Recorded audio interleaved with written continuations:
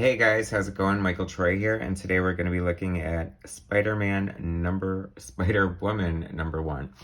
Anyway, how do you like that? Spider-Person number one. All right, so this is 35 cents. This is old. I love Spider-Woman, so this was a must-have back issue for me when I was younger. It's funny because I open it up and I see Spider-Woman in her skull cap, and I remember my brother, I remember Spider-Woman from the cartoon, and that's probably why I loved her. Yes, there was a Spider-Woman cartoon. If you haven't seen it, find it. It's not amazing, but it's worth watching.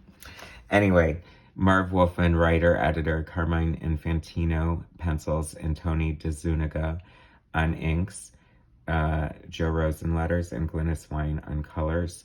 So, Archie Goodwin, the great Archie Goodwin, editing, consulting editor, because Marv Wolfman's the writer-editor, which I heard something interesting about that. But anyway, so when my brother got all these old comic books and there was Spider-Woman without her long black hair, I took an ink pen and drew in her hair and throughout the comic book. He was so pissed off.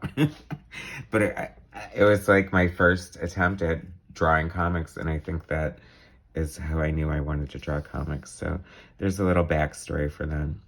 It's funny because as much as I disliked the skull cap at the time, I'm really loving it now. So, oh my gosh, I wish that these ads were so valid. I would hit pause and order these Hardy Boy t-shirts right now because I love the Hardy Boys, especially Parker Stevenson. Anyway, they were fun shows when I was little. The Hardy Boys and Nancy Drew Hour. It's funny. Carmine Infantino is such a classic comic book artist. And, you know, I grew up with, my introduction to comics is, John Byrne, George Perez, you know, Art Adams, Paul Smith, stuff like that. So Michael Golden, who, stood on the shoulders of these guys who drew these books. Another fun ad. Oh my gosh. You know how people ask you what you would do if you could get into a time machine? Wouldn't it be a waste? I would just go back and buy rare comics and buy original comic book art. I would just stand outside of John Byrne's door and be like, "Are you finished drawing that issue yet? Because I'm buying the whole thing, all the original art, since you have no idea what it'll be worth, and you're selling it all for ridiculously low prices right now." But I've always loved Jessica Drew and Spider-Woman, and I really like that she's very much her own character in her own right. She's not just a female Peter Parker. You know, she was a private eye, I think. And here we go. Okay, so here she's gonna bust out with the skull cap, and who knew? She was really a strawberry blonde or something, and then she just dyed her hair, and then it got considerably longer because it was dyed, apparently. See, not only do we want to know about story and character and art,